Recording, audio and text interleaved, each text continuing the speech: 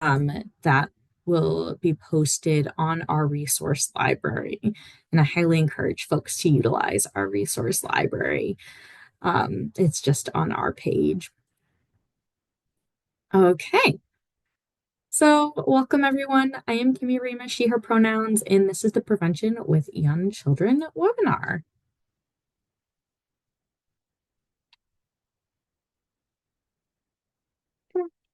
There it goes. Okay, I'm going to start off with a land acknowledgement. We acknowledge that we are on the traditional territory and homelands of California Native peoples. These nations include over 120 federally recognized tribes and many other non-recognized tribes that are all very culturally diverse. We thank these nations for their generosity, and we keep them in our hearts and our thoughts as we are in this space today, this week, and every day.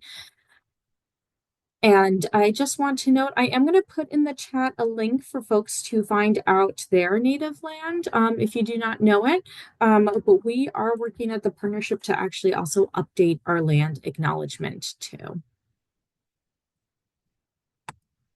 Okay, there seems to be a lag between the click and the slide, so bear with me. So once again, I am Kimmy Remus, she, her pronouns, prevention specialist calling from Nipmuc, Agawam, Massachusetts, and Pawtucket lands.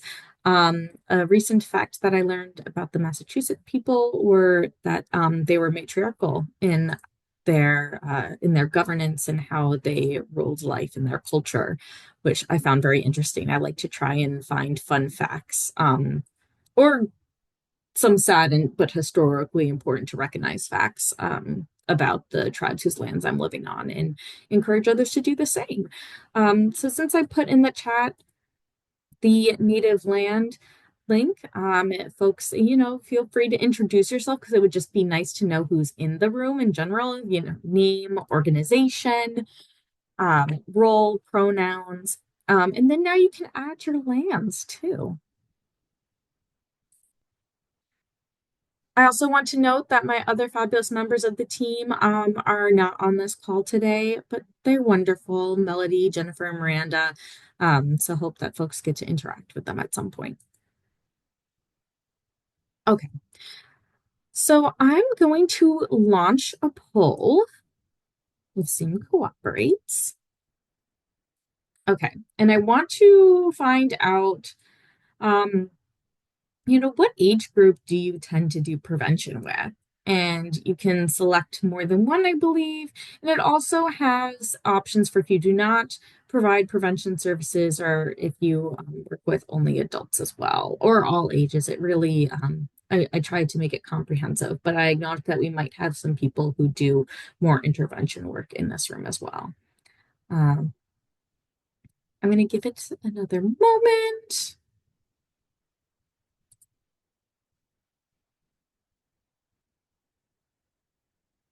Oh, we can get a little bit better participation than that, I think.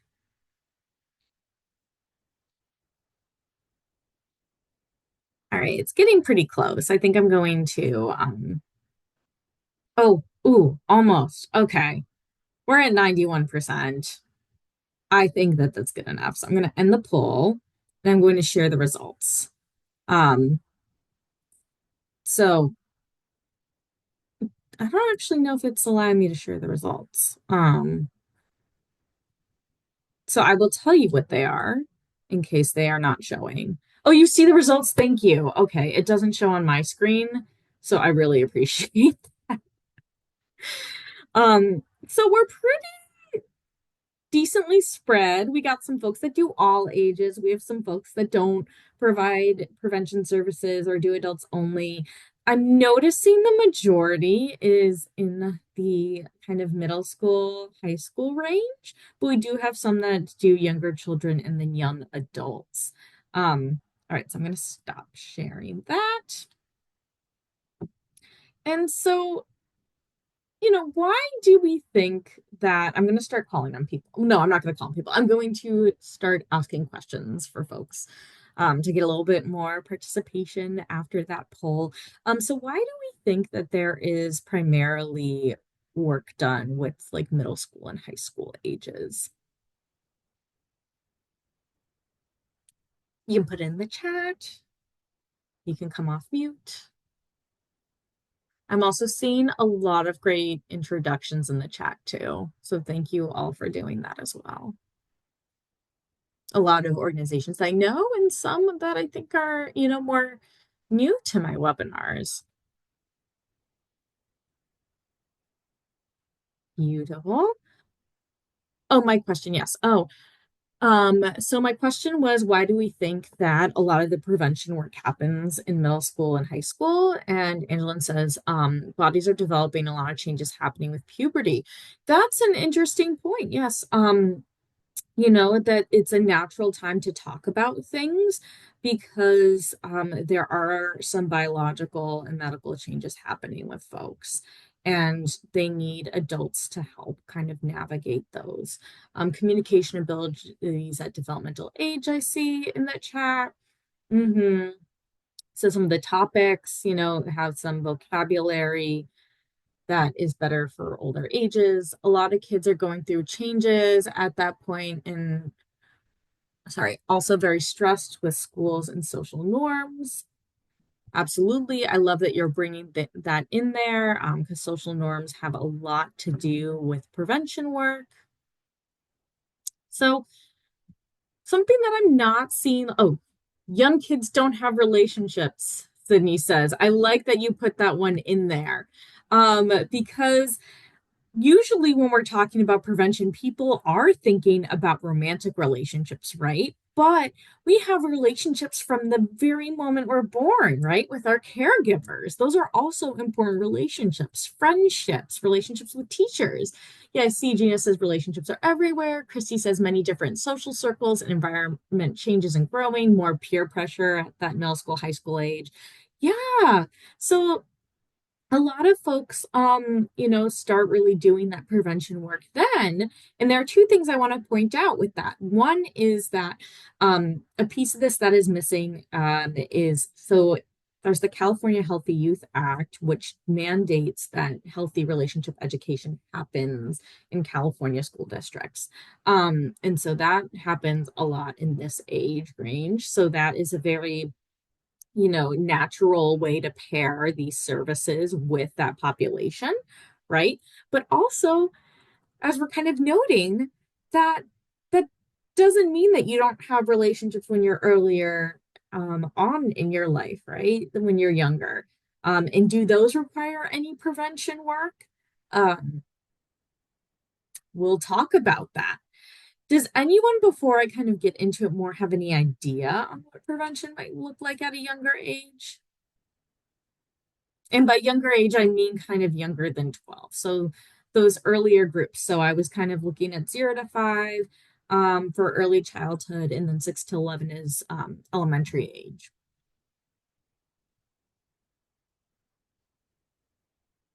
It's okay if the answer is no.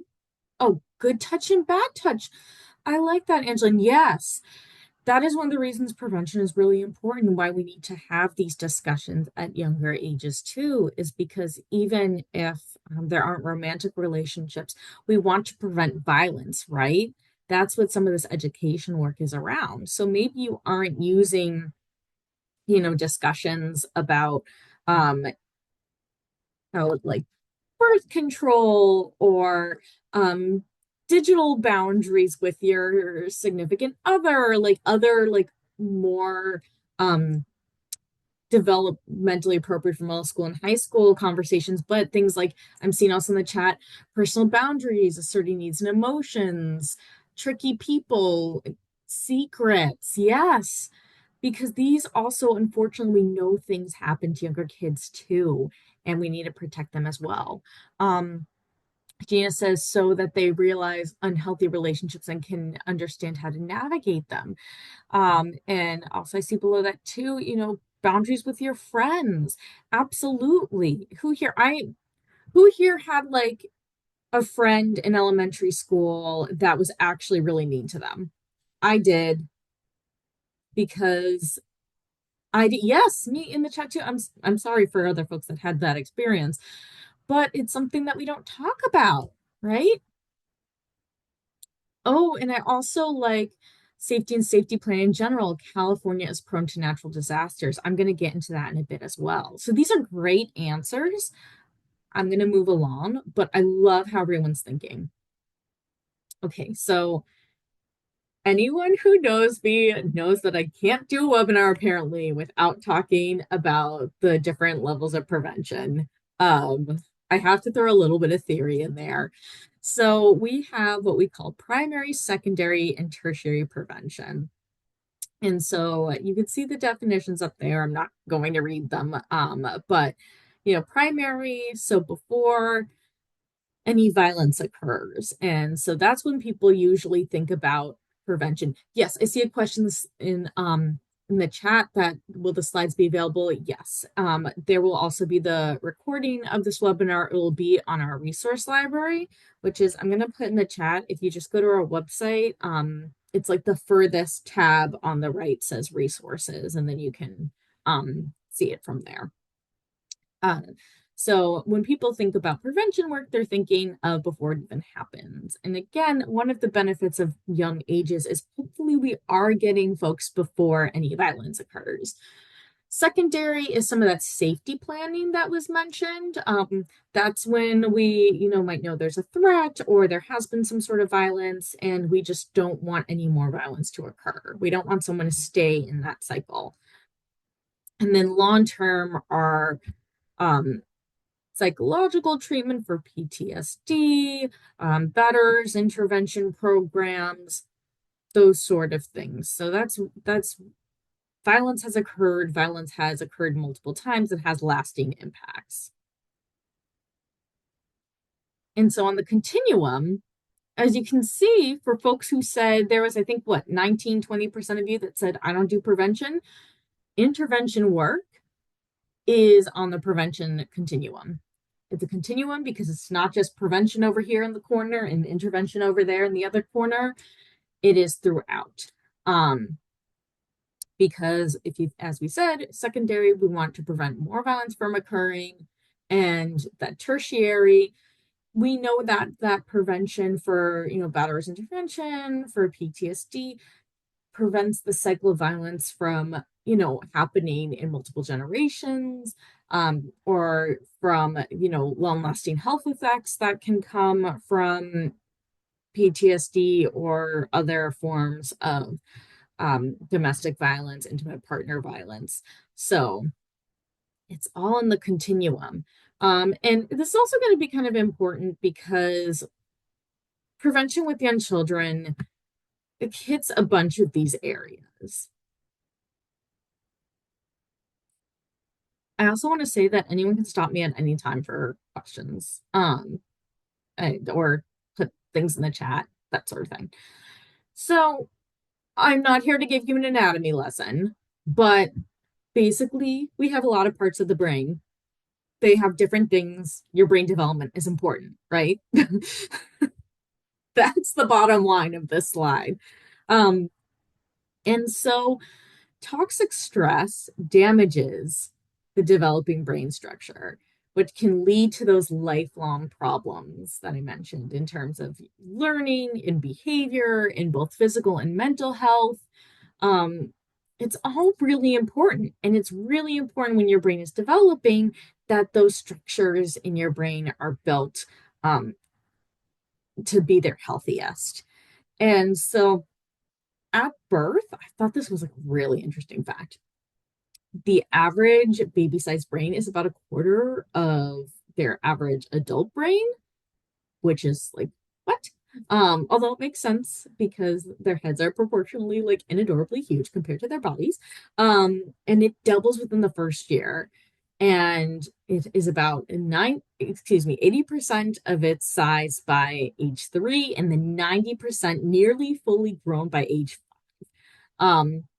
Now, I will point out that when we talk about the brain, your prefrontal cortex, which is like over here, that's actually not in this part of the brain. It's more I think the limbic system, which I can put a link for in the chat.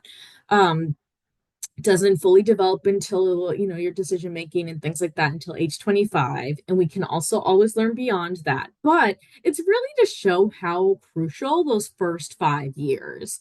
Um and so who here has heard of adverse childhood experiences, or ACEs? I see a hand. Thank you. Yes, in the chat. Okay, so we got folks. And for those of you that haven't, I'm going to get there. But when we talk about adverse childhood experiences, that's kind of like, it's something not good that's happening in your life or home. That's a really distilled version. It could be, an incarcerated parent. It could be homelessness. There are a lot of things it could be. But those situations produce toxic stress. So again, those are the things that can impact your brain development. And unfortunately, more than a fifth of infants and toddlers have at least one ACE. So toddler years, actually don't know when they define the end of toddler year. I should have looked into that. But so early years, we got more than a fifth of kids that are already dealing with something that could potentially alter their brain development. And it becomes harder for them to access kind of the thinking part of their brain when these events happen and they've learned to live in them. And so instead, kind of their emotional part, as opposed to like maybe these thinking and problem solving skills part. So that limbic system kind of takes over and impacts the ability to, manage behaviors and develop and things like that. Um, and so babies, for example, who don't have like consistent loving support from adults in their lives are even more deeply impacted by trauma. Because something that we do know, and I want to like always say, is that it's not like a predetermined destiny. You have hardships as a young kid, and then that means, you automatically are so heavily impacted by that trauma, or that kids who have healthy development growing up can't still have things in their life, and there's no absolute like that. um but we know, like, if you are going through an adverse childhood event and you have a supportive loving caregiver, it's easier to manage those events and to work through them, right? And the brain is learned to develop through these interactions and relationships. um, and it helps us kind of learn what our behavioral response to us and to others needs to be based on these interactions. And so 20% of your neuron connections are like genetics. But the other 80 are through those experiences and relationships. And if we think about, again, how much development is in the beginning of a kid's life, that's pretty significant. So as we said, there are going to be, that 20+% of infants and toddlers that already have some sort of traumatic thing going on, whether it's like an ongoing trauma, such as a homelessness, or if it's an acute trauma, like the loss of a caregiver. I'm just pulling out potential suggestions. Um, so we sometimes also that happens when we have folks come into our middle school and high school classes, and we talk about these things like they've never happened to any of these youth that are in our room, and that's just likely not true. So how do we do trauma with youth that excuse me, how do we do trauma informed programming and prevention work with youth that already have trauma? And what about little kids that already have trauma? um and sometimes it's hard to recognize, like, how do they regulate it? How does it exhibit? And regulatory processes, for example, are how babies might exhibit traumas or have toxic stress. Like, it impacts their eating and sleeping. For example, a lot of people here know I have an infant. Um, we had our first fever the other week, and She's 11 months now, so she's already trained. She eats solids and all that stuff. That stuff was really thrown off. Not that that is like a major life altering trauma, because thankfully, we were able to. It wasn't that high of a fever. We were able to get her medical care. She had adults who were caring for her. But for example, the whole week she was only drinking milk. She did not want to eat food. Her sleep was off. That is how babies show that they are going through something, right? Um, Kids that are younger, but like beyond the baby age, there are so many different things. It could be changes in how they play. They could be more distracted. They could, have increased agitation, some separation anxiety, regressions. I know someone that when they were going through something as a kid, they had already given up their pacifier and then they suddenly needed their pacifier again, right? Um, Nightmares, those are all things that are examples. Um, Also, some of them, if you think about it, are kind of similar to adults. We don't usually see kids as adults. But when adults are going through trauma, we ask, oh, do you have interest in things that, your activities? That's the kid equivalent of are there changes in play? We also might have sleep disturbances. That's when, you start watching your favorite TV show again, because you it's predictable and it's comforting. Not that I'm saying just because you rewatch a favorite show that means you're going through some sort of trauma. But those are examples. And if we think about it, it is important for us to go through things because our bodies are designed to remember how to identify danger. So that way, when a kid um, falls, when they're, trying to climb on something unsteady, they learn, okay, I should not climb on that structure again. That is a dangerous thing. However, we got to help kids figure out when that is accurate and when it is something to kind of work through. So falling up, okay, climbed on top of the bookshelf, maybe not the best idea. Um, Falling off the monkey bars. Not that like going on the monkey bars is a critical life skill that if your kid never goes on the monkey bars again, it's not a big deal. But that's not necessarily like a danger thing. um they might remember though, oh, I fell, I scraped, it hurt. But playgrounds are a lot of fun. They're important for socialization. They're going to encounter playgrounds in school, so then you have to recreate safety for those kids, to help them figure out, okay, how do we do this again? Maybe we don't do monkey bars next time we go to the playground. Maybe we just sit on the steps of the structure. Maybe, okay, tell me how it felt, when you fell. There are different ways about going through things, and that's not really kind of, I'm using an example that's not necessarily tied to intimate partner violence or that sort of thing, just to kind of show what I mean.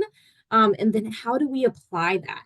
And I also want to say there's not as much around intimate partner violence. I did a lot of research for this. There's a lot or there's some for kids that are exposed to domestic violence. There are other types of traumas that are talked about in the literature that I'll go into that you can utilize the tools for, in order to, apply them to this type of work and to teach, young kids about healthy relationships and conflict resolution and all that stuff. But again, because of how we think about kids in society and how we tend to gear prevention education, and how the field is that it's a little bit more of a gap, um, on how doing this prevention work early on prevents IPV throughout their lives, right?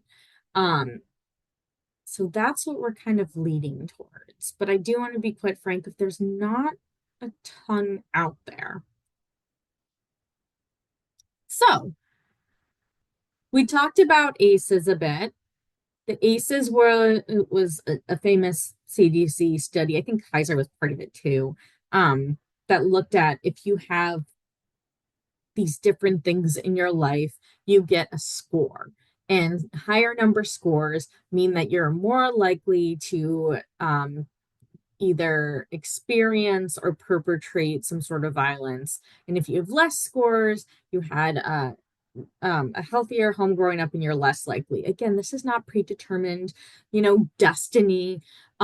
We call them risk and protective factors a lot. I actually I wanted to put my risk and protective factor slides in here. They're in a lot of my other presentations.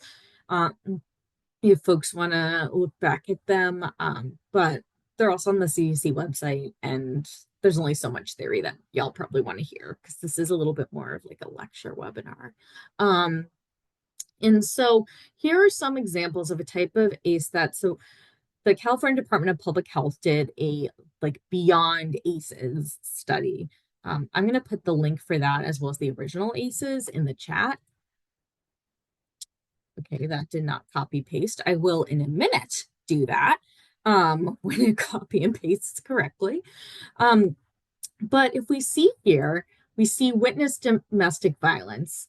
So again, about 21% of adults that were surveyed said that they experienced that growing up. Here are some of the other things. We also see other types of abuse listed as well that occurred for folks. And so we have this number, but remember when I was saying there wasn't even a lot of information out there?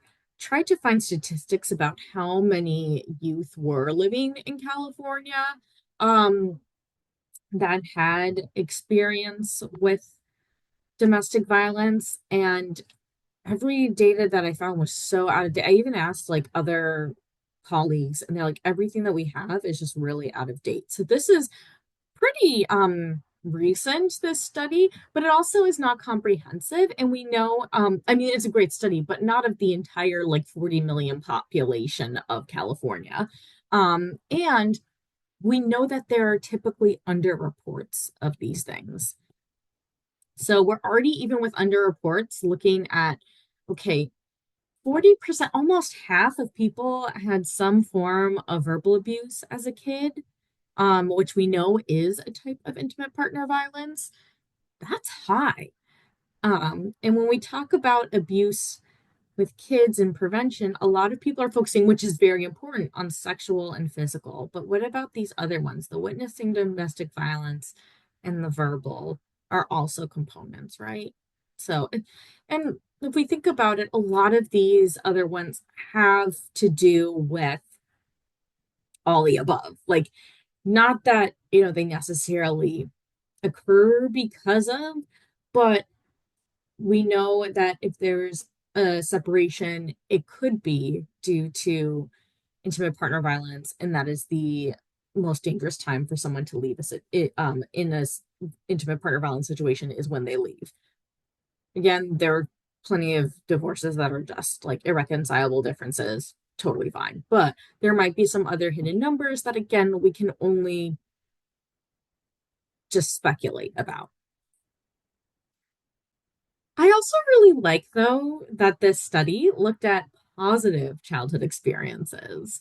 And it made me happy to see how many, like 83%, still felt safe and protected at home. Isn't that a wonderful thing? That's going back to, if you have kind of those other things, if you have caring adults around you, if you have people who take an interest, you feel supported, you're able to talk about your feelings. This is a bit of a lower one, but it's still there. Like, isn't that nice? Those are all things that help you work through different traumatic situations and help youth work through different traumatic situations and get through them in a stronger way. I also do not know. I'd have to look back at the methodology about the recruitment of these of this study. There might be, with many studies, there might be a selection bias where people who are more apt to talk about this and answer a survey might be some who are in a better situation now and can kind of reflect back. Whereas I do not know if, this got people who were currently incarcerated, for example, or if this got people who are currently unhoused. Some of the other factors that we know, again, trauma doesn't necessarily like cause, because not everyone with trauma ends up incarcerated or unhoused, but that there are risk factors that could lead to those things later on, which again, if we think about our prevention spectrum, our continuum, we want to try and mitigate those long-term negative effects. All right, so I'm going to stop. Any reactions? Anything? Where my chat went away? Where did my chat go? Oh, I do see a chat. Okay. Oh, verbal is so difficult to overcome and forget about throughout their lives. Yes, thank you for sharing. It really is. Words really stick with you. Any any questions so far? Oh, I'm glad you appreciated it.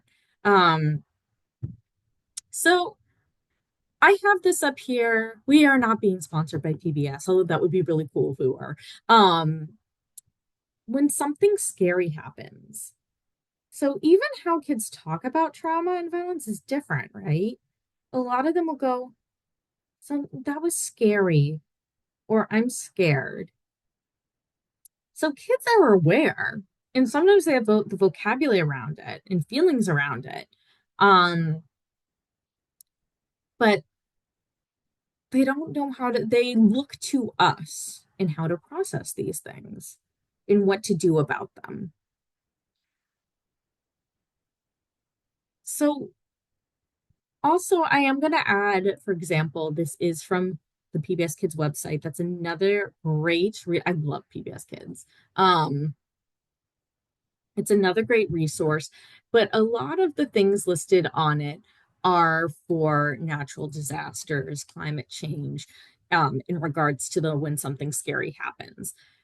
So when I was talking about transferable information, um, that's kind of what I mean. How do you apply that? But also, it is still really relevant because, for example, we know natural disasters are increasing, but I did a Prevention Peer Network call a couple of months ago on prevention of natural disasters, and we know incidents of violence increase as well when there is a natural disaster. So it's really important to be able to help kids navigate these kind of unexpected events and emergencies and cope with them.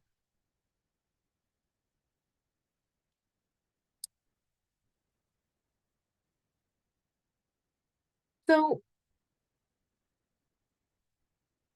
let's think more about how we talk with kids, right? What are they communicating with us? And are we listening? Who, either when they were a child or know of someone, that's gone to an adult and said, "I'm scared because X, Y, and Z," and the adult either didn't really listen or kind of dismissed it or said, "You don't have to worry about that." See a hand raised. You know what happened to me? Sad reality. Yeah. Oh, Gina put, the best question to ask is, "Do you feel safe?" And then follow up with questions. I've had adults tell me that no one ever asked. Yeah, do you feel safe? That's a good question. And so kids do try to tell us, but again, some of this work is with the parents and with other folks in their circles and systems. Now, teachers are mandatory reporters, and a lot of schools have social workers. There are things that, they know to look for and to ask, but kids are also going they might go to teachers. I mean, I remember some of the elementary school teachers I had, they were amazing, but they are trusted adults in their families. They, even if it's not a parent, maybe they go to an aunt or a grandparent or their neighbor. And it doesn't have to necessarily be about abuse, but just something scary. And oh, you don't need, you're too young. You don't need to worry about that. Um, and there are some things. There are Sesame Street has again like PBS Sesame Street. I mean, again, can anyone tell that I have an 11-month-old? But that has a great age by age guide I'm going to put about how to handle for different ages. And it does say for kids 0 to 3, try and just minimize their exposure as much as possible. Again, we did see babies absolutely can sense and have toxic stress. Infants and toddlers, 20% more than that, more than a fifth, have some adverse experience, but there's a lot of shielding we can do. Or maybe the baby or the young toddler doesn't know why they're feeling this way, and so how do we go about it in a safe manner for them? It's also important to know that kids under 5 typically don't know that death is permanent. um Mommy went away. I haven't seen grandma in a while. They might not they won't get that concept really. So that's also a tricky thing to navigate, and there are a lot of youth grief resources out there that can help with that. But there's some other things too, like in today's world, so you're gonna see so many things online. My kid always grabs my phone. She always grabs my phone. She doesn't know how to unlock it, but she loves to grab it. When I was growing up, it was cable TV that was on or the newspaper was out. But there's just so much out there that's playing in the background all the time that kids notice things. Um, Kids are very aware, and so to just go, oh, I just won't talk to them about that. I just won't tell them, and then they won't know. That might not work. And it's also a disservice to them if there are other kids in the school who are going to talk about it. So something, an opening could be, did you hear about anything that happened in Florida today?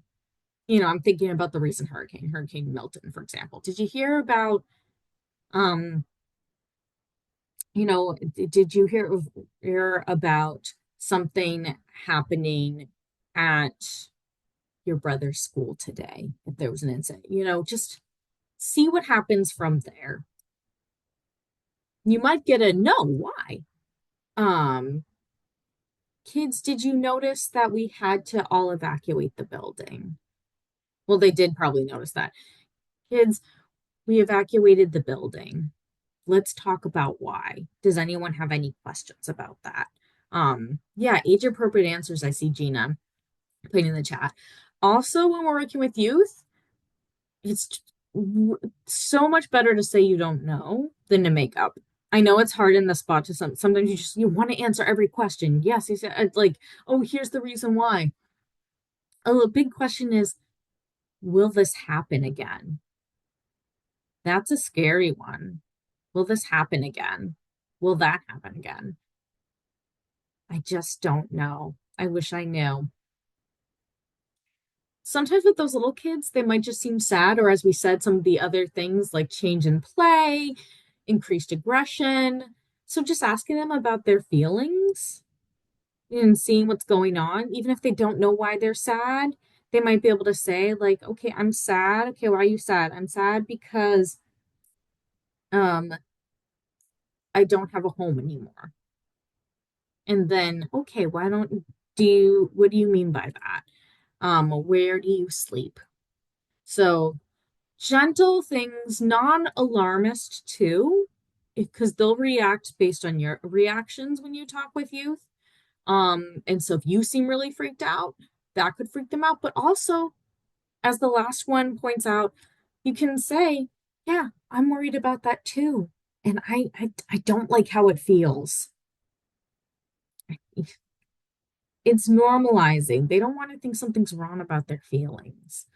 Um, some other really nice questions that you can ask to kind of start gearing it more towards this prevention lens is when something scary happens, how do you see people taking care of each other? Is there a nice firefighter who's, helping guide kids to the parking lot? Is there, and don't point out immediately, I'm just saying for you, but they see what they say. It could be something you don't even like know about. Oh, I saw that kid give this other kid their blanket when we were told about that scary thing. You might not have noticed that. They might have noticed that. That's how a kid might help another kid. Another way, maybe for a slightly older, like elementary kid, could be, how do we react when someone is acting mean towards someone else? Thinking about some of that bystander stuff already. Age appropriate bystander stuff. I'm not going to ask like a 7-year-old to intervene in some, fight on the subway, but like someone's mean on the playground, someone is using racial slurs or hate speak that maybe they heard at home or on the TV. Okay, well, how would you act if you heard someone else say that? You know, because some kids might join in. Oh, well, this person's saying that, and that must be the right thing. I'm going to join in too. We don't want that. Or do you notice, well, you're making so and so sad when you say that. So what is what do we think about that maybe wasn't so nice?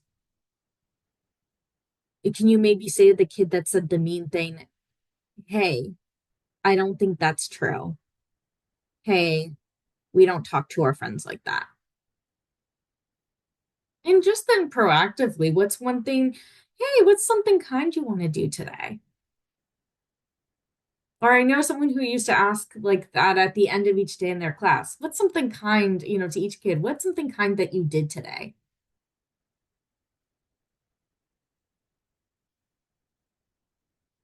Any questions? Any thoughts? Okay.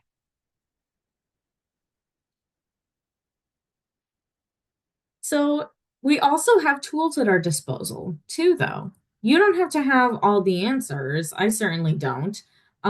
So one of the things that we have are, for example, there are a lot of books available.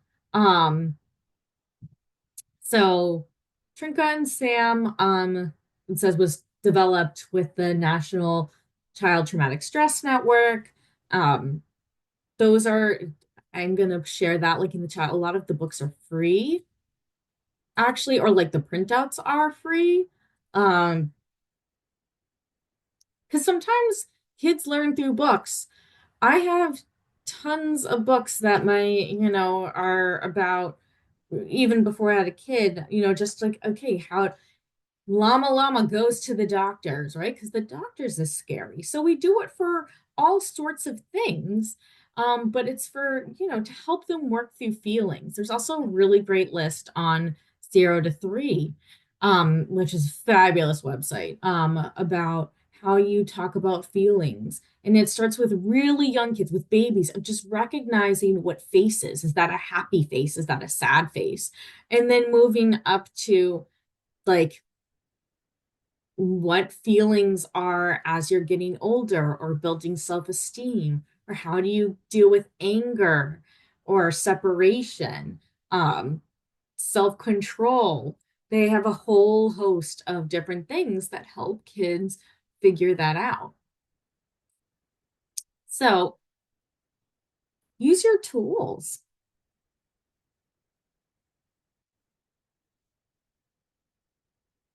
Okay, so what about technology? Before I play this, does anyone have any thoughts about technology and prevention?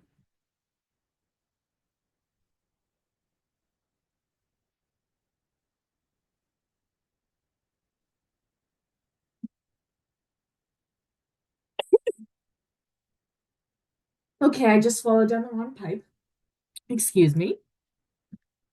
Also, if anyone knows, my webinars prove I am a human and they are alive. Thank you for whoever just gave me that heart. I just saw in the corner. Okay, so I see it can be used as a great resource. I also see in the chat predators are on social media. I see someone wrote, I have several thoughts and worry about the safety of young kids. Absolutely. All of these are true, right? There are, oh, kids are growing up too fast and losing their innocence. Yeah. So this is a hard one because it's both, right? There are dangers of technology. There are also great safety things about technology. There are also things that it can be used as a tool. There are also, I'm seeing in the chat that sexting can start in 6th grade. Kids are losing their innocence in growing up too fast. Yes. And something though that is so hard that we talk about with communities is like, oh, I don't let my kid have this. I don't let my kid have that. Okay, for starters, if anyone's heard the term of a Finsta was, I don't even know if people use Instagram anymore, but Finsta was your fake Instagram. And I can't remember which one was real because I never had Instagram, but one of them was like the one for your parents that like showed them like, oh, like look at me with grandma. And then there was the one that was private and only like people at school knew about, and you put all of your illicit activities on there, right? I remember growing up, and this could be dating myself, AIM chat rooms were the things we were told to be nervous about, right? Oh, there's someone scary at the other end who's acting like they're also a 13-year-old girl who likes puppies, but it's actually a predator. Those are all things. And so how do we work on that with youth? Well, we have to build healthy relationships with technology as well. That is a whole other relationship, not just your friends, not your family, not like those are relationships, and technology is a relationship too. I also see in the chat, show them how to navigate it safely. Parents need to know about secret chat apps and the secret calculator app. I didn't know there was a secret calculator app. Gosh, see, I need to learn stuff. But it's the same with our, oh, look it up. Oh, I'm okay. I'll look it up after. It's scary, apparently. But where was I going? Oh, it's like anything else. Okay. How do you navigate your relationships in a healthy way? You're only going to know that if someone teaches you about it, right? Or you observe it. So we can have healthy relationships with our technology, and we can teach youth and we can teach their communities and parents and educators about safety around online. But also, how is it a tool? We're going to go back all the way. Maybe it was Kirsten who said it, that it can be a tool. Oh, I'm also seeing that there's some new features. You can lock certain apps. There is a ton of different information. We actually did, again, look on our resource library. We have slides from a webinar around tech safety and privacy. NNEDV has a whole section on, they have a tech summit every year too. But we're going to watch this. Actually, are we, or do we not really have time? I'm going to say we're going to watch it. We still have 40 minutes. Just so that way people can hear someone that's not me. Let me make sure that the sound is sharing too. Share sound. Okay. So this is from Common Sense Media. I love Common Sense Media. It is, well, I'll show the video and then I'll tell you about Common Sense Media. Hi, I'm Marcelia Gonzalez for Common Sense Media. Research shows that co-using media and technology with your children has a range of positive effects. Not only can it support early literacy skills and boost empathy, it can even help kids develop essential life skills like focus, remembering information, and critical thinking. Check out this video for a deeper look at why watching and playing together with your kids is important for you and your family. Here are 5 reasons to consider co-using media and tech with your kids. Number 1, it stimulates curiosity and helps develop vocabulary. Pick a high-quality show or movie and ask open-ended questions about what you're watching. For example, what colors do you see? If kids are older, pause the program and ask what they think might happen next. Making connections with the real world is especially important for their development. Number 2, it supports the development of social emotional skills. For young kids, identifying and describing emotions can be really hard. Try using books, apps, and shows to help with this. Ask them what they think the characters are feeling and how a story made them feel. Helping them understand the perspectives of different characters can promote flexibility and empathy. Number 3, co-viewing strengthens emotional bonds. When you spend time watching a show or reading with your kids, you're doing something they like. You're close to them and giving them your full attention, which is great for everyone. Encourage other family members to do the same. Number 4, it can help teach positive values. Think about using the stories you're enjoying together to reinforce your family's view of the world. Point out stereotypes and talk about why representation in media is important. Also consider playing games where you work together for a common goal. And number 5, it's safer. By watching shows and movies or playing games with your child, you can remove some of the risks associated with screen time. Co-viewing lets you monitor and detect any issue quickly and intervene as needed.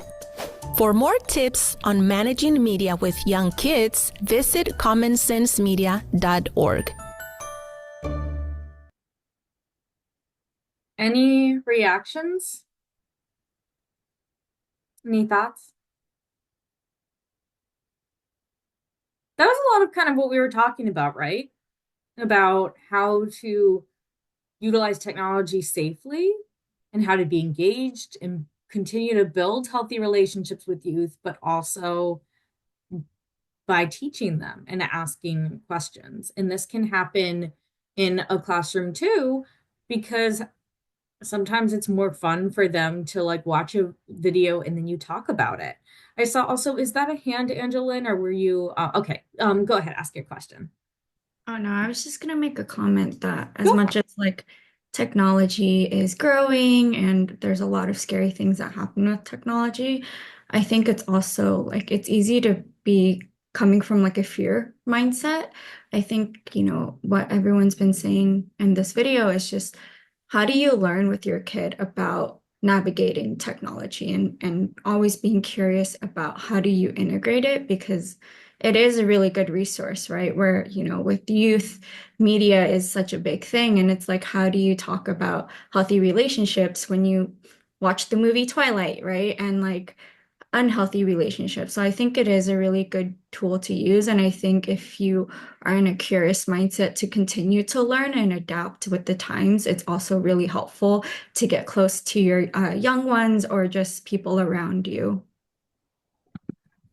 Thank you so much. And you're getting some claps in the chat, or on the reaction emojis as well. Those were awesome points. I'm also going to put in the chat another great online resource, amaze.org.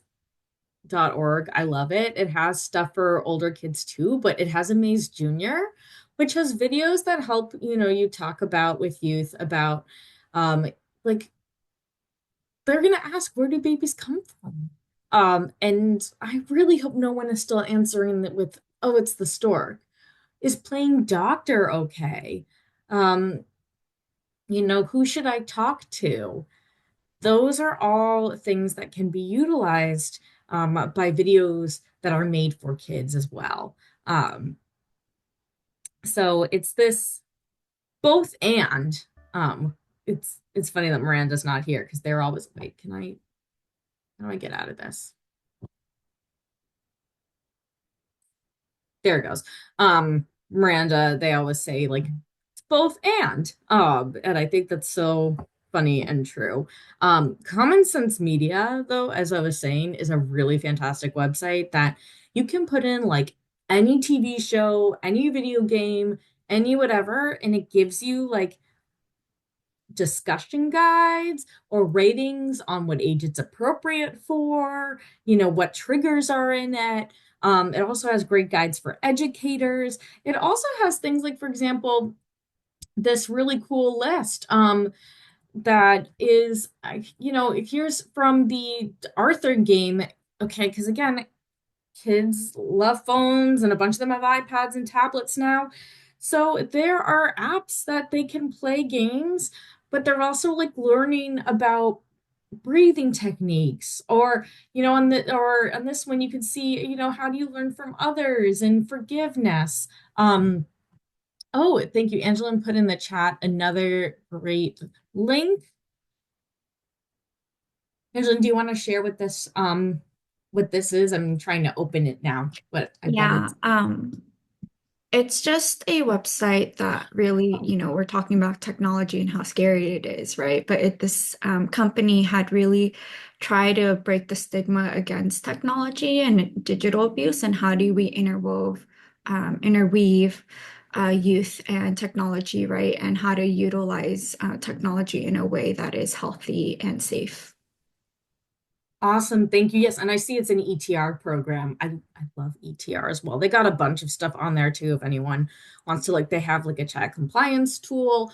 They have stuff for school health um based like wellness centers. They have stuff for sex ed. They have stuff for HIV prevention. ETR is amazing. So yeah, you're thank you. This is a sub program of theirs. And I believe they did a conference recently.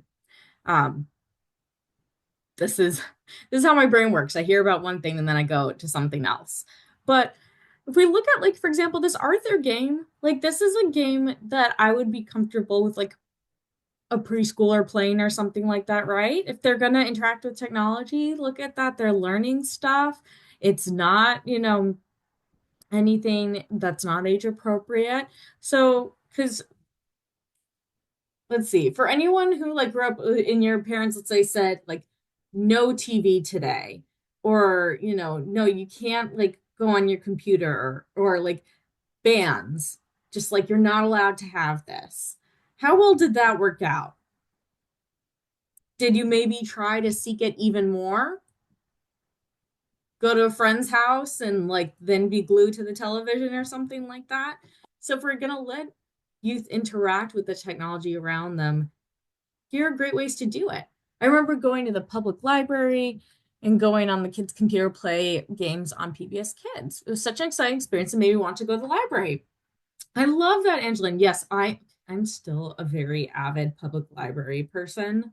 Um, they're phenomenal, but absolutely. That was like the big thing when I was in elementary school. We were in walking distance to the public library. And so some of us, if you couldn't be picked up, right at the end of school, particularly if you had like a working parent, we would get walked over to the library. And like that was that was a wonderful world, and the librarians were fantastic, and the kids' computers did usually have parental controls on them and things like that.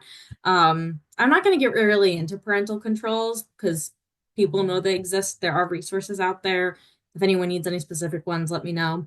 Um, and so for anyone who does like parental or community safety, or if you work with like a school or a program that has on-site computers and they need help figuring out their youth interactions and safety. Those are other great ways to do prevention. All right, who has heard of social emotional learning? I see a hand. Cool. So social emotional, yes, in the chat, thank you.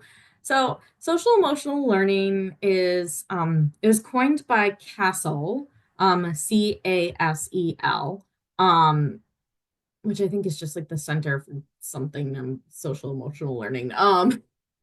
And it is this idea of like your social and emotional learning is integral to your part of human development. So we're already kind of going there a bit, right? Here are the books that teach you about feelings, and here are apps that do that. And this is really how you work with young kids, right?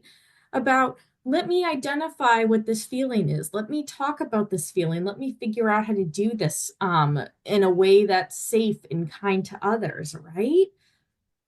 So Castle kind of addresses five broad interrelated areas. So you can see them there at the like middle part. It's self-awareness, self-management, social awareness, relationship skills, and responsible decision making. And then the outside like rings of it are where so these things happen in classrooms, in schools, with families and caregivers and communities. Okay. I also held, and then on the bottom it says like how, with like, alignment and partnerships and, practices and policies. You can see those at the bottom. I held it within myself to not put another theory slide in here, but if anyone doesn't know about the socio-ecological model, excuse me, from CDC, look it up. It's very similar, and it's that concept of, you have your individual self, interpersonal relationships, community relationships, and then there's these big societal structural things too, right? And that they all impact each other. And you can't do prevention on only one level. You can absolutely do individual work for prevention, but to see long lasting, amazing change, you need to see structural change on the outside too, and vice versa. So look into that as well, but it's a very similar kind of concept, a similar graphic too, but it's really taking kind of that inner part as we see, an inner circle, and here are the parts of that we can help. Schools can effectively integrate social emotional learning. You need to have social awareness because you need to be able to understand other perspectives and empathize.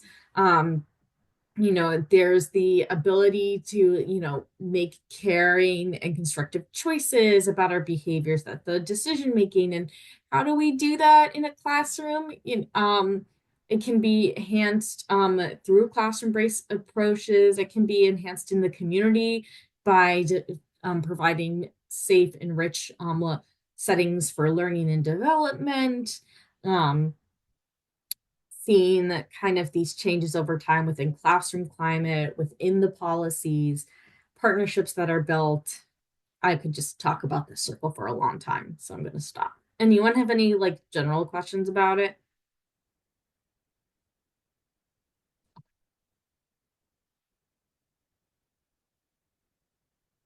Okay. So what are some other things that we can use? Okay, I'm that person that usually I'm terrible at mindfulness myself. But if someone taught me it as a kid, I might actually be good at it. So there are ways to do mindfulness and breathing with youth. Uh, and there are some really great tools and visualizations. I'm going to put one of them in the chat. It is from 0 to 3 as well. Um, oh, okay. I forgot to mention, there's a really great app that's free for kids in California, ages 0 through 12, and for their parents and caregivers around. It's called Bright Life Kids, and I'm putting it in the chat now. It's in my notes. I forgot to mention it. I apologize. Um, and it's to help folks kind of build, some of those developmental pieces, talk about how sadness and worry, managing separation anxiety for older kids, the managing peer pressure, that sort of thing. So sorry. Now going back to mindfulness. There are also things that, remember, we can say to youth about when we said, okay, their bodies remember danger. Right now you are safe. Your body is remembering, but right now you are safe. I learned that from a webinar. I think that is brilliant. Um, reminding folks that when we go through things, we might talk about some stuff that's hard, but you are safe in this classroom. You are safe with me. Really reinforcing that safety, having folks breathe, having youth envision, okay, start from your head and go to your toes. But also there are ideas of like fidgets and sensory tools. It's really helpful, like those things that you turn and you just watch like the little lava bubbles or like the glitter go through. It's calming. If they can't breathe themselves, okay, hold the stuffed animal and help the stuffed animal breathe. And then they breathe by helping the stuffy. I've heard kids say them, they're both ways. You breathe. So there are some cool things. There are other tools that are available that help just kind of learn to self-regulate, right? That's a lot of what we're trying to do is teach regulation skills, teach how to and not that they can't ever be angry, but if you're going to be angry, here's the healthy ways about dealing anger. And it's important to feel angry too, because if there's too much dissociation, that's not good either. I do want to mention though, and I'm gonna put a couple of other resources in the chat. Um, um, like for example, the first five, California, is about stopping toxic stress in those first 5 years, like we mentioned. But I just want to also point out that cultural supports, a lot of the stuff that's done is looking at, okay, it's not a one size fits all model. And a lot of these programs and things don't necessarily take into account traditions and cultural pieces that are maybe important to other folks, or they aren't culturally specific. It might not fit the needs of certain kids. We know a lot of programs are for white kids. For example, we know, I mean, for some of this, maybe a little bit less because we know that these things disproportionately impact youth of color because of structural racism and things like that, and oppression and historical trauma. But a lot of the way that our systems are designed and like the service providers, not necessarily like there are amazing service providers out there, but even the systems that the service providers have to work for, how things are designed, the mental health system in this country, a lot of it is really not built to function for most people, and to not be accessible. So it's just important to also keep in mind, what for the populations that you work with, who's in your community, what are other things? If we go, I'm not going to go all the way back to the slide, but in our positive like childhood experiences, the PCEs, there was a smaller number, but some people reported, I think about half really enjoyed participating in community traditions. I know for me that my community traditions and my faith and like those sort of things really ground me in times that are hard. That is true for youth too. And so we don't want to dismiss that. We want to find out, what are things that they have at home? What are things that are in their communities? Do they go to a faith-based practice? Do they go to a cultural center? Who can we partner with? These are all just questions I want you to keep in mind, um, about other things that are typically left out of the conversation. And so I have another video because I just thought this was a cool concept, that I think would be really easily implemented in a lot of different sites. So let's learn about peace corners.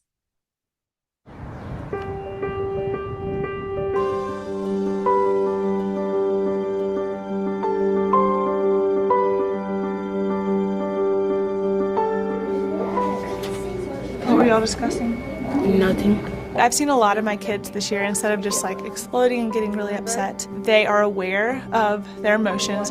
And before lashing out, they will be like, okay, I need to go to the peace corner.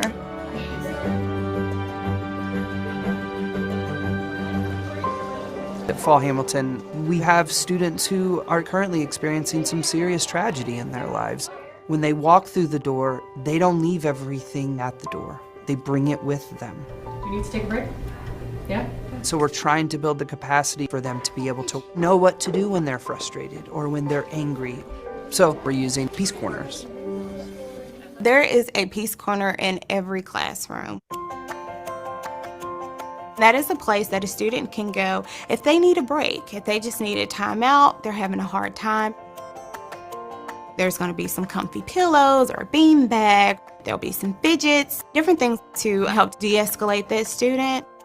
If I get like really frustrated and feel like I'm gonna yell, like or get like mad at somebody, I go to the peace corner and just calm down. We set a 5-minute timer so they know that they have 5 minutes to kind of like cool down. If it's really bad and they need some extra time, I said they can flip it again and, take their time. My teacher has this sheet that you fill out. It tells you how you feel, what choice you made, and what should you do to make it better next time. And there's also going to be some charts that talk about breathing or counting or different things the student can do to de-escalate in the moment.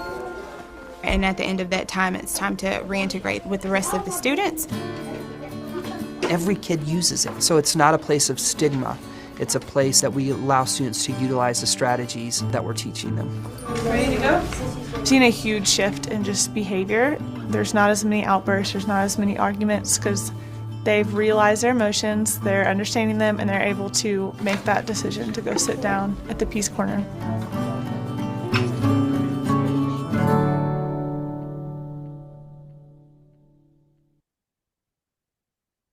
I want a peace corner.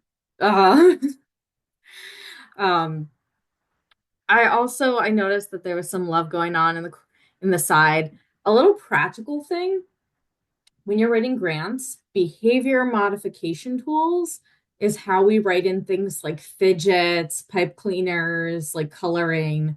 Um, that's that's like the way that you're able to get those supplies covered by grants is by putting in that term.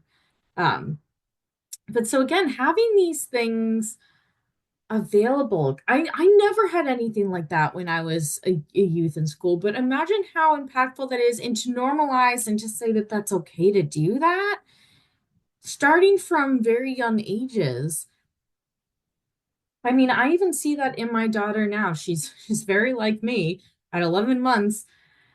Sometimes she's just crying and crying and crying. She's a very happy kid, but if she's like overtired or she's overstimulated, cry, cry, cry. And sometimes, and I'll put her down her crib, and she's not, and I'm like, I thought you were so tired. Like, I'll think that, but she'll just kind of stop. And she won't go to bed for a while, but she'll just be kind of in the crib, awake. And it's like, no, she just needed to destimulate. She just needed to, like, time. Like, even as a young child, she is like, I am overwhelmed and I need to go be over here now. And it's sometimes really hard to listen to that because I like hear her cry and I'm like, I want to do something for you. And it's like, no, to actually just give her that time is the best thing that I can do for her right now. Just in, obviously in a safe place and, monitored through the baby monitor, like, all those things. But, and I know I'm talking also about like my kid a lot throughout this, but it's because when doing this, I think about what I want to do for her. As well. It's very hitting home. That's why I wanted to do this topic. And also, I'm going to point out too, I don't know if I was going to share this, but I am now. We went through a like traumatic housing situation and didn't get to be in a like safe, stable home until she was like 4 months old. We were in a place, but there's a fire in the unit next to us when I was pregnant. It's a whole story. And so she was, huge amount of external stress. And I still worry about what that could have done, but our role as her caregivers was just to try and be like, this is a scary situation, but here are your caregivers who are providing safety and love. And then, thankfully, like through privilege and being able to navigate systems and stuff, we're fine. But I'm not dismissing any of that. But that's, like these things happen. Life happens. It's going to happen to young kids. And so let's do that work. And it's hard. No one wants to talk about that. We have to think about the things that young kids are scared about. But we gotta. So I'm gonna ask a couple of questions because I've just been lecturing for a while now. Um, what opportunities do some of you see? Are there, any folks that you're thinking of collaborating with? Any ideas you want to take with you? What are some, what's resonating for folks?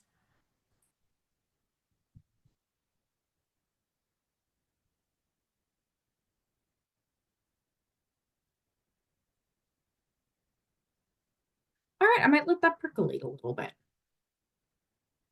Also, let me know if there are any additional tools that might help you.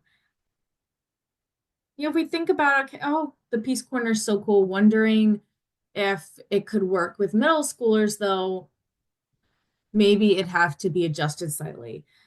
Having a Peace Corner, okay, everyone's loving the Peace Corner. I think so. The thing about Peace Corners is I think you'd have to obviously get the administration on board, right? And by wondering if it could work with middle schoolers, are you wondering because like might have to be adjusted? Are you wondering because do you mind explaining a little bit more? Is it because they might be embarrassed to go to the Peace Corner? What's the hesitation there? Or is it because of things like school districts? Oh, I have a calming corner in my office. Like kiddos use it during counseling sessions. Beautiful. So maybe there might have to be some work with afraid they might think it's for kids. Okay, thank you for clarifying. Um, okay, so yes, that's some of that work, those social norms, that destigmatization that we'd have to do, right? That's going to be some of the work that would need to happen before there's acceptance of the Peace Corner and then utilization of the Peace Corner. Um, Kids are so into accepting this stuff in language. It's sometimes the adults that never got it growing up that need convincing. Oh, that is so true. And Sydney put in a couple of tools as well. I find that kids can be pretty adaptable. Maybe again, those middle school ages are a little hard because you got all that peer pressure going on. Adults are hard people to convince. Modeling goes a long way. Okay, as adults, yeah, if we take breaks, if we're playing with the fidgets, if we're sitting down while presenting because we're tired, right? Those are all things that normalize, hey, I'm an adult and this is okay. We got our school district has wellness centers. Oh, yes, because you work for news. I do know that. At middle school and high school, space available to youth use them if they need a safe space to distress. Also very popular during break and lunch. Absolutely. I never had anything like that at my school, but I wish that we had. But I also think it's interesting that it's mostly utilized during breaks and lunch, right? Which is still great. But that also means that maybe there's some work to do with some teachers to encourage youth if they're struggling in class. I sometimes would find it like I'd be really stressed out and freaked out in class or something like that. Yeah, then if I had a free period, that was great. But it also is like I didn't want to miss class. That wasn't an okay thing to do. I'm loving all this. Adults modeling taking breaks can totally shift the social norms for youth. Thanks for shifting my initial hesitations. Oh, it's okay to have hesitations. This is a lot like things all sound great, but then like when it's like, convincing like a school that we need to do this, and they're gonna ask me all these questions about like who's funding this and where are we gonna make up for the lost learning and all like it's totally okay to be to be like, I'm not sure. And that's what we at the partnership can help with though, like what are tools we can give you, what are webinars we can do, what one-on-one technical assistance can we do to help you know you be able to enact the programs that you want. We have our Safer School Communities Peer Learning Circle. The next one is tomorrow, actually. It's once a month. I got to get the link for that up too. It's always the third Friday. Yes, the third Friday of every month. I'm going to get up the link. And it's a peer space for folks that work on school campuses. And we K through 12. So those younger ages that we don't always get to, that's in there too. So I'm going to put that in the chat as well. Oh, there's a study in Denmark that were perplexed when children were allowed to lay on the floor or walk out during lessons. It was totally normal and allowed for kids to have breaks to regulate their bodies, which it was the norm in the US. Absolutely. And so many adults are proud for not taking breaks and working long hours. I would also say something you can do for like to advocate for like youth autonomy and control of their bodies within school systems. Like, how many times, like growing up, were you in class and you were told you weren't allowed to use the bathroom? That is a biological need. Like, so that was something that we used to get so penalized for, but advocating for like youth, particularly menstruating youth, to be able to, and disabled youth, because it like if you have might need longer in the bathroom or have an illness that has some GI symptoms, it's really hard for those youth, particularly who are disproportionately impacted, disabled and menstruating youth, like to be regulated on when they can use the bathroom, right? So that is something that is a great thing to do to kind of normalize. You're allowed to do this. You have to go to the bathroom. Okay.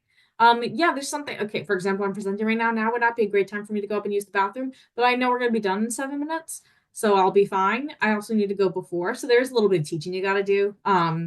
But it's also like, but you know what? You gotta go. You gotta go. Like that's perfectly acceptable. Listening to your body, figuring out what you need. That's a very simple, it's actually always not that simple. Because I know there's also a lot of issues with people getting to use the bathroom if they're preferred gender or having gender neutral bathrooms. It's a whole other conversation. In that PLC thing that I put in the chat, our prevention with LGBTQIA plus communities does talk about that sometimes, as does Safer School Communities. So we can talk more about that another time. I want to highlight a couple things just because we're running out of time. A couple of really great programs. These are two of my sub-grantees. I'm really proud of them, Narika and Cora. Cora's program is called TDAH, TDAH, to do at home. It's for kids ages 0 through 5, and they're expanding. And it's like their concept is how you get at the dentist, like you get like that like kit of like extra toothpaste and floss. They make kits and have facilitated like activities for families to break the cycle of violence.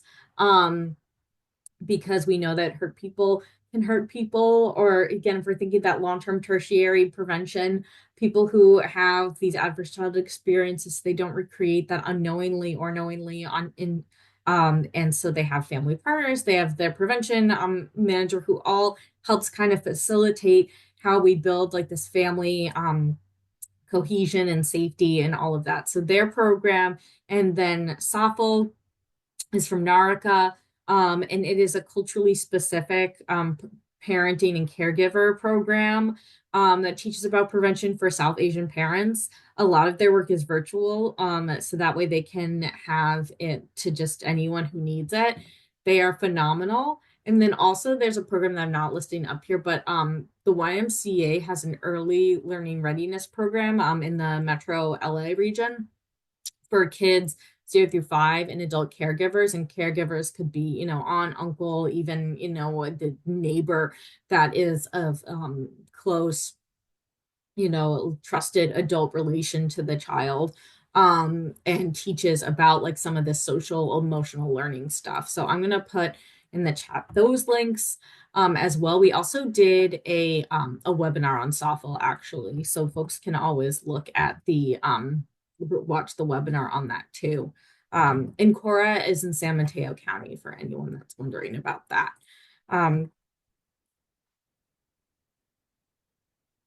I also want to let folks know as we are coming to the end that we have some upcoming things happening at the partnership, particularly within prevention. We have our Prevention Peer Network call. It's going to be prevention work with gangs this month. So it's going to be October 25th at 10 a.m. My colleague Melody is going to host that. It shows up as a recurring calendar invite because we just have a different topic each month. So when you're like, wait, I thought it's not a multi-part series. If you can come October, great. If you can't come, but you can come in November, great. We usually cancel December just because people are checked out. Um, we also have our Building Change Together, which is our prevention peer network. Nope, I'm saying too many of our acronyms. It's our prevention core competencies training. It is phenomenal. I am realize that I'm saying that and I'm one of the people that leads it. I am really biased. I love this training. We host it a couple of times a year. Um, we have foundations track, and then after you take the foundations track, you can take the advanced track next time. It's a really amazing cohort that we build within 3 days. It's virtual, so again, we can get people from all parts of the state. Um, Actually, everything I'm mentioning right now is virtual. And then we have, for the first time ever, we're having a forum, economic equity in action, bridging gaps and building futures. It's December 11th. It's going to be an all-day event. We're going to have panels. We're going to have keynote speakers. It's going to be a really cool time. So I'm going to stop sharing. I'm also going to put my email in the chat. Does anyone, I know I buzzed to the end of that.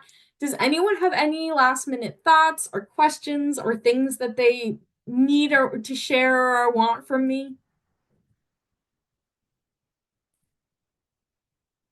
Oh, thank you so much for putting in the chat the link for the Peace Corner.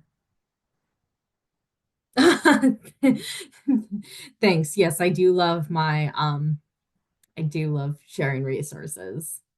That's why I love my job. Oh, you've all been so great. I appreciate everyone who contributed and those who just listened. Thank you for being here. So we do not give out certificates for this. There are certificates for Building Change Together because this was a webinar, but for our training, yes, we do have certificates for that. But if you wanted to tell anyone, hey, like I took this webinar, can you verify with Kimmy? I will absolutely verify. Yes, you were here. So happy to do that.